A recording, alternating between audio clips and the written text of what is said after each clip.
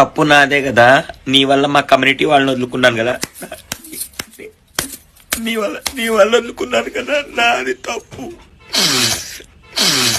నాదే తప్పు. అందుకే వాళ్ళకి ఈ విధంగా క్షమాపణ కోరుకున్నా.